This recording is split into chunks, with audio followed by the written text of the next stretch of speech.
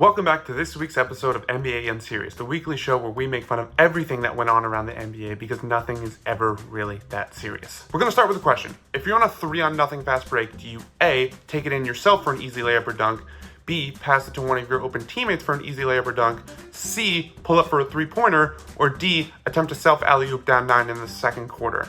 If you picked any other answer besides D, congratulations, you're smarter than NBA veteran Torrey Craig. Call me a pessimist, but I always believe that things can get worse. Case in point, the Bucks lost 4 straight games with losses to teams like Washington, Toronto, Memphis. At a time when they should be hitting their stride, going in the right direction, they're losing to the worst of the worst. Oh, hey, look, here comes an easy win against the Celtics team that's resting most of their guys, and now Giannis is dealing with a calf strain.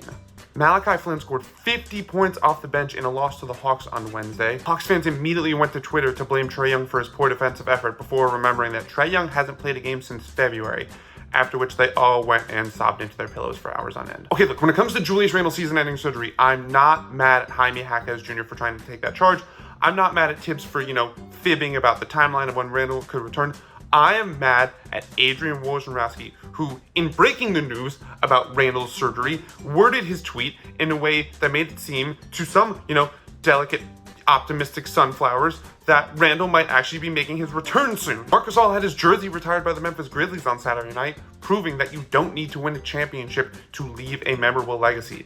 A fact that killed what little brain cells most of NBA Twitter had left. A solar eclipse took over the United States on Monday, and nobody was happier about it than Jared Allen, who finally felt like the lights were dim enough. Nike unveiled its new logo for Victor Wembanyama, which bore striking resemblance to an alien, prompting Andre Iguodala to announce he's coming out of his retirement as, quote, in his words, the only person who can save humanity. In a loss to Milwaukee on Tuesday, the Celtics became the first team in NBA history to attempt 0 free throws in an entire game. I don't think you guys realize how insane that is. Giannis can blindfold himself and charge straight into the rim and probably get himself 6 free throws. I guess Boston didn't attack the rim much and settle for jumpers, really setting into their late game offense for the playoffs. You know the phrase, if you're gonna talk the talk, you also have to walk the walk? Well, I don't think Tari Eason does, because he certainly talked the talk wearing a shirt that was meant to call out the Warriors during their matchup this past week, but then you walk right to the bench, where he's been since the new year, and watch Golden State pummel his team by 23. Anthony Edwards topped 50 points for the first time in his career on Tuesday with a career-high 51 in a win over Washington. Many NBA players were quick to show their support for the budding superstar, while Malachi Flynn said,